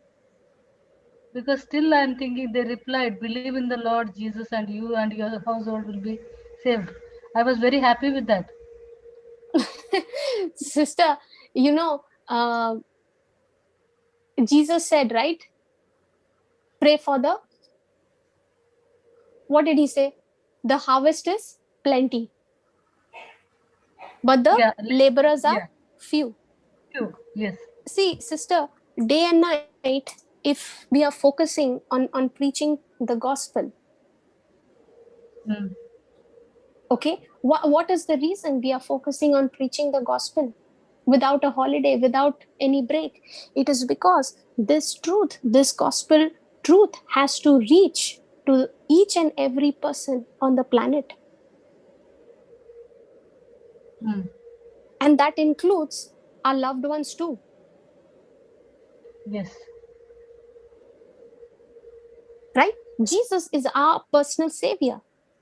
So when I believe in what he has done, see, sister, it is it's like uh believing, believing is a choice. You choose whether you're going to believe what Jesus has done, or you choose not to believe what he has done. Mm. That's why, sister, how many times we try to change our loved ones to bring them to the Lord. Yes. Why, if you believe that they are saved, why are you trying to change their life? Mm. Isn't that a valid question? What Yes, do you yes. say, Brother Jude? Yes, You, yes. yes, sister, very good. We are so worried about our loved ones life not being changed, their behavior, their lifestyle being the same, and then we keep on praying the prayer for an unsaved loved one. Why are we doing all that? Mm. We are doing that because for each and every person, accepting Jesus as their Lord, God, and Savior is a personal choice. And when you are praying the prayer for an unsaved loved one, when you're believing for the salvation of your loved ones, you are actually praying and commanding those laborers that God has prepared for your loved ones to preach the gospel. Amen. Amen. True. Amen. Praise God. That's why, sister, that's why my focus was not on to get my family saved. My focus was on preaching the gospel to the ends of the world. Mm. And while I was focusing on reaching out to the lost, while I was focusing on reaching out to the unreached, the enemy kept bringing my attention back to my family, saying, see the lifestyle, see this, see that. And I settled it once and for all, Lord, the laborers which you have prepared to preach the gospel in their life, you bring. The laborer came all the way from Bangalore to Jamshedpur. Mm. Amen. Did I do anything? No. God had already prepared the laborer. And in due time, the laborer came, preached the gospel. They heard the gospel, believed it, and accepted Jesus as the Lord, God, and Savior. Mm. Believe in the Lord Jesus, you will be saved, and you and your household. How? Yes. So when he's saying, believe in the Lord Jesus, I believe Jesus died for me. Just as I believe Jesus died for me, I also got to believe when Jesus says, the harvest is plenty, but the laborers are few. Pray that the Lord of the harvest will send the laborers. Why is it that I believe only, Jesus, you died for me and you saved me, but I don't want to believe what he said about the harvest, about the laborers? Mm. Praise God. So does that answer your question, Yes, sister? yes, yes, yes, very much. Thank you so much, Praise God. sister. Okay, let's get Sister Sheetal. She's raised her hand for a long time. Praise God, sisters. Florida. Praise God, sister. Sister, you've gone mute. Sorry. Can you hear me now? Yes, sister. Praise God. Tell me. Praise God. You partly answered my question actually when you were speaking to Sister Clara. So Praise it is God. like, yeah, it's in situations where our relatives are, they make fun of. He actually made my relatives made fun of me, saying, "What cult are you following?" When they see that, how do we speak to them? Like, Okay, I go just to thought I Galatians. should. Let me show you from the scripture. Go to Galatians chapter 2, verse 20. Brother Jude. Yes. I did learn from your negative emotions teaching that you have to praise uh, 1 Thessalonians 5:16, but I could not do it right away, so I was finding it difficult. So I wanted to ask you, what would be the Okay, best way? okay. Did you persist in doing it? Or when you were not able to do it, you gave up? You stopped. Yes, That's the key. Persistence is what will get you through. Even if you, now tell me, sister, do you cook? yes, Do you know to make chapatis? yes, Now, when you were small, did you try to cook? yes. How did your chapati look like? The first chapati that you made in your life? Maybe the India map or the world map, something Okay. like that. Yeah, Now never round. after that, did you stop making chapatis? No, I Did perfected you in it. continue? Yes, How did you get perfect in it? When you continued in it. practice. Yes, yeah. That's what Jesus says. If you abide in my word, if you continue in my word, and if my word continues in you, you will know the truth and the truth will set you free. But if you're giving up halfway, how will you see it? Yes, but in like if they were like in the situation that I learned from your other teaching, Hmm. you praised and thanked God right away on that person's face when he or she came against you. Yes. Uh, Now you were trying to do that. I I could not. Okay, okay, Yes. okay. Listen, sister, before I reached that level of praising God right in front of the person, I have had my moments where I was not able to do that in front of the person. Okay. And in those moments, I used to go and lock myself in the washroom and praise and thank God over there. Okay. Okay. Till I continued to do that, that word began to give me so much of confidence. The word began to set me free that it is no longer me who they are insulting and hurting and mocking, but Lord, it is you who they are insulting and mocking. See what he says. I am crucified with Christ.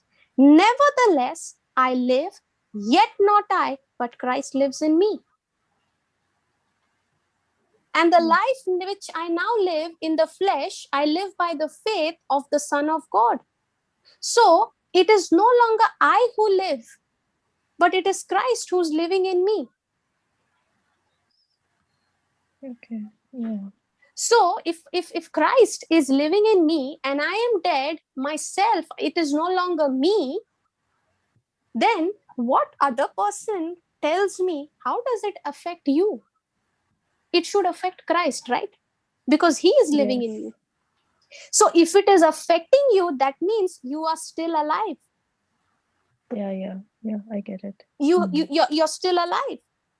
If you're saying Christ lives in me, it is no longer I who live, it is only lip service. Yeah. I See, understand. the very reason why we get offended, why we get hurt, why we get pained, it is because I don't believe this. I don't believe I have been crucified with Christ. Yes. I If those agree. Yeah. words are affecting you, if those words are hurting you, it is because I'm still alive. My flesh is still alive.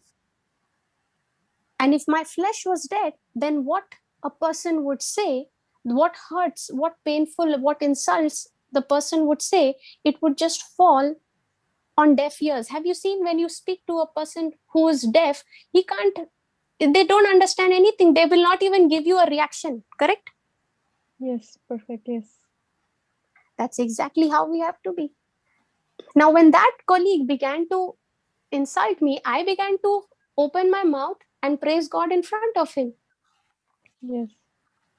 Why? What gave me the confidence? What I was persisting on, going to the washroom, spending time over there and praising God, coming out, sitting at my desk, praising God. Now, that word began to become so flesh in me that now I understood, Lord, if they are insulting me, they are not insulting me, they're actually insulting you. So, Lord, if they are insulting you, then they'll have to, they're going to be judged. So, Lord, I don't want them to be judged. I would rather pray for God's mercy, for your mercy upon them, just as how you have had mercy. Okay. You get the Okay, point, sister? Yes, sister. Yes. So always remember, sister, that if for me, if I am able to do something today, what I'm sharing, it is because there have been years of training and practice. I did not come to this point on day one. Okay. There have been practice. Yeah. There have been practice at home front. There have been practice in work front. There have been practice in every area. Okay. I get it. And when sister. you're consistently practicing it, you begin to master it. Praise God. Praise Thank you, God. sister. Yeah. Praise I God. hope to reach there one day. Yeah. Very soon, Then hopefully. it won't happen, sister. If you're hoping to reach there one day, it will not happen. Okay, I have faith. Sorry, I have faith. You've got I to believe. Yes, I believe that you are it will already happen. there. No, Okay, not I will believe I happen. already there. You're already there. Yes. I believe I'm already there. Yeah. Thank you, Yes. sister. You've got to believe. No, go Yeah, ahead, yeah, sister. sister. No, I have some other questions as well with relating to this. Is it okay? Can I go Yeah, no ahead, or problem. do Tell you? me. Okay. Sister, in the Old Testament, there are many places where we see that the enemies, whoever comes, they are judged and they will bear the wrath and all that. And in the New Testament, we have to love our enemies. Yes, that's what we were learning, sister, Yeah. Yeah. today, of what happened before the cross and what happened after the cross. Yes, I did. Yeah. So in that case, so we are supposed to love our enemies, right? And because it is God's mercy that will be on them, whether they are judged or not. Am I right in saying this? We have to love our enemies because that's what Jesus tells us to do. And if Mm-hmm. we don't love our enemies, if we hold unforgiveness, you're damaging your own self by opening the door for the devil. Yeah, we're Sister, holding grudge and yeah, vengeance. Yeah. Sister Sheetal, go onto the YouTube. Sister Jocelyn has given a wonderful teaching on the law and grace. Okay, go and listen Yes. uh, to that teaching. You will be able Bible to teaching. understand. Yes.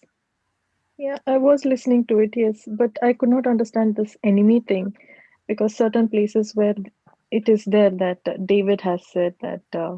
No problem, sister. You put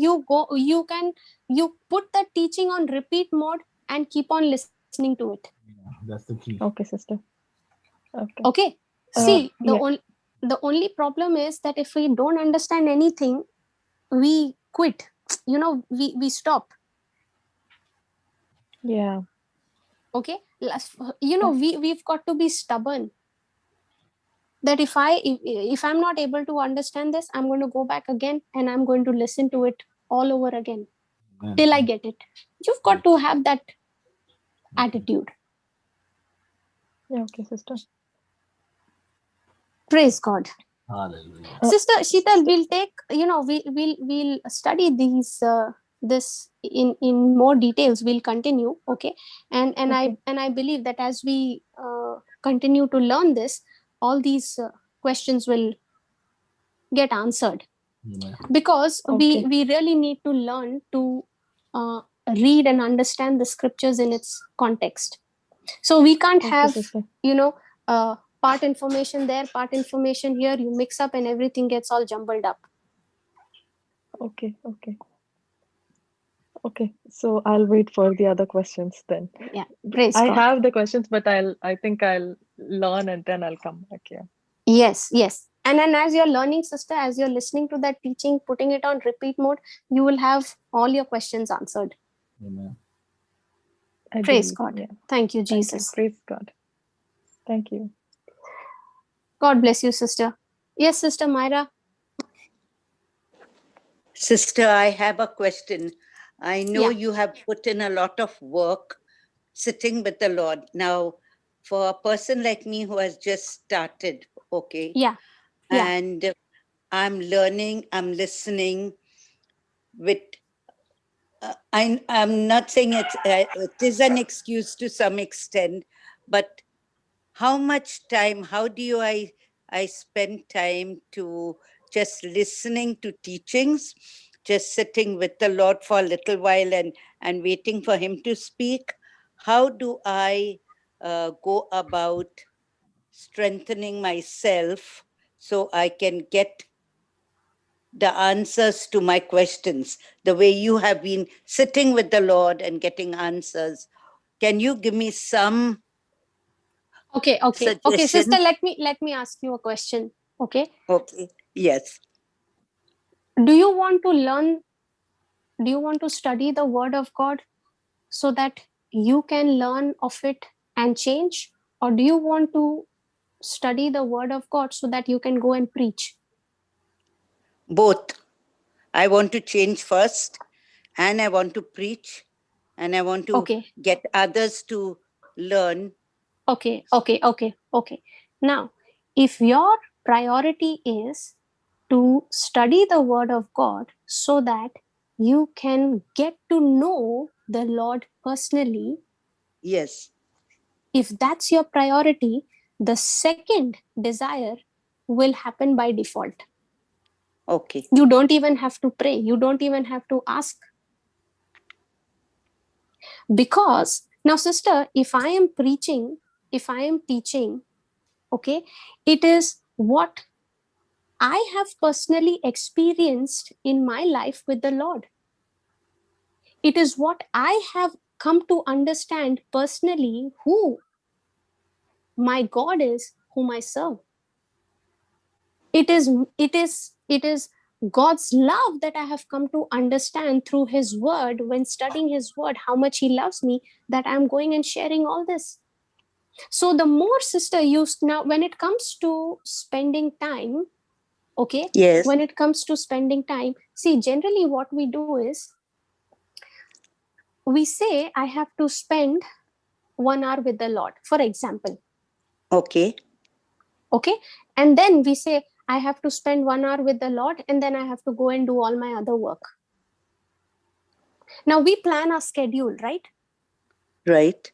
Do we plan our schedule with spending time with the Lord as a focus, as a priority? Or do I make alterations, or do I make changes around my schedule based on the time that I have to spend? No, I Okay. first give priority, and I try to, even in whatever I'm doing, give time to the Lord. Okay. So if the word, if studying the word of God becomes a priority, everything Right. else have to adjust. But we Yes. try to put that 1 hour in a busy schedule. We try to adjust that time with the Lord in a busy schedule. Right? So Yes. when a person wants to prioritize his time with the Lord, that person will put everything secondary and put the Lord in the first place, the priority, and everything else comes around it. Okay. Okay. So for me, sister, when I started, okay, when I started, studying the word of God, I had already started to work. So you can imagine, with work, with office, with managing the housework and studying, how much time do you think I would get?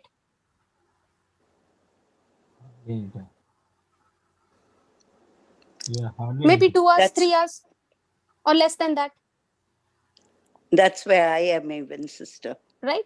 But for me, sister, I began to get so drowned in the love of God for me, okay, that I began to leave not even a single minute hearing the word.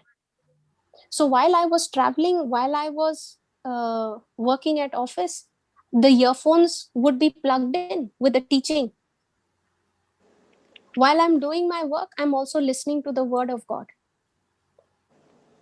While I am having lunch, I'm listening to the word of God. And I would go for lunches and all alone. I would not go and sit with people, with crowd. I would go alone and I would be listening to the word of God. And when I would come back home, I would sit with the word. Sometimes it would be throughout the night, because that love of God was, I was so hungry for that love, that now when the Lord began to pour that love into my heart, I kept wanting it more and more. I kept asking it for more and more, and I didn't want to come out of it. So sister, when your desire is to study the word, to get Yes. to know the Hmm. nature of God, to get to know him personally, and when that desire becomes your priority, God says, delight yourself in the Lord and he will give you the desires of your heart. As you desire that, and as you start spending time, sister, you may start with just 1 hour. You may start off with just 1 hour, but in that 1 hour, whatever you have learned, whatever you have studied, make sure it retains in your heart, and you start applying it. You start putting it into practice. Okay. Now when you start putting it into practice, even if you have studied one topic, it's fine. You start Okay. putting it into practice, and as you start putting it into practice, you will begin to understand how it practically works. You will receive understanding. You will start share you will start getting testimonies of how this word has begun to change your own life first. And now what has worked for you, what the word has brought forth for you, you go and share it with others, saying, this is what my Jesus has done for me, and if he can do it for me, he can do it for you too. Yes, sister. Thank you. Does that answer your question? It does. It does. The only thing is, because I've started a Bible study and I'm learning as well, I'm getting a little nervous, because you know what? I'm not like how you can take questions from everyone. I am not able to say, okay, question me and I'll be able to answer. But No problem, sister. Even if you get questions, okay, even if you yes, get questions and you don't know the answer to it, you can tell them, I don't know, I don't have the answer right now, I will ask the Lord, I will study it, and I will come back. But okay. never give a wrong answer. No, never no, give I won't. never give an answer which you're not sure of, which is not in line with the word, Yes, because sister. that will end up doing more damage to people. Yeah. So never be afraid of questions, sister, because first thing you need to understand is, when you share, when you teach, it is not you, it is the Lord, it is the Holy Spirit who's helping you do it. Okay. See, I don't have all the answers to the questions, and if I don't have the answer, I'll say I don't know at the moment. I will study and I will come back. So What if sister, I think I know, sister, and I give an answer, and there is more to the answer than what I have given? So it no could be an problem. answer, but not the full answer the way sister you. sister when you depend on the Holy Spirit, okay, to Right. give the answers, okay, the Holy Spirit will speak through you the exact word the person needs to hear at that very moment. Okay.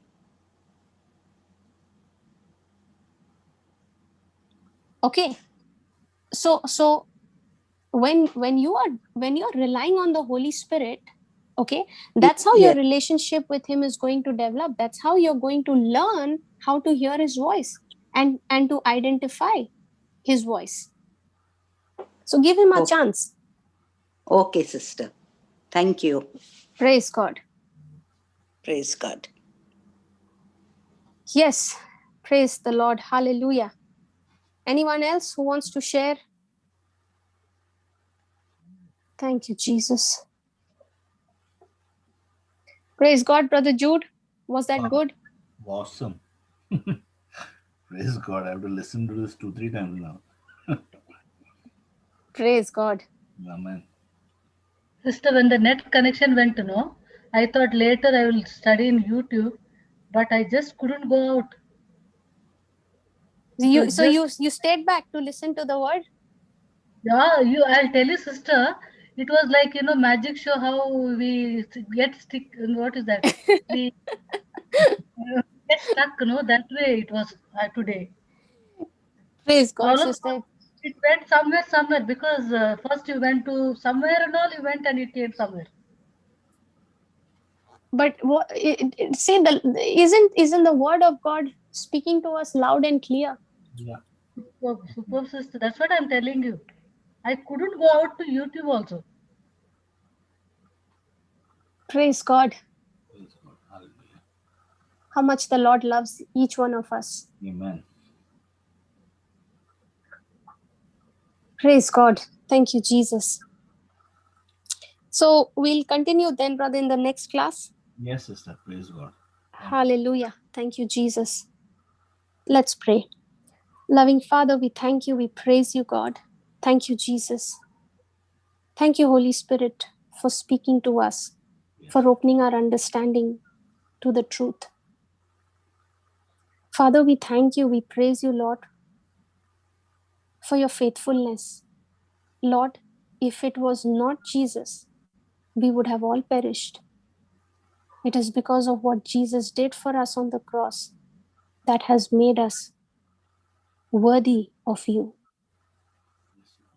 We thank you and we praise you, Lord, for this unending grace, this unfailing faith that you have planted in us. Lord, I pray that each one of us understands this truth. Lord, I believe even now as I'm praying that your word planted in our hearts have started to grow, giving us understanding, knowledge to apply what your word says. Yes, Lord. Amen. I thank you and I praise you, Father, for the anointing right now that is flowing upon each and every person.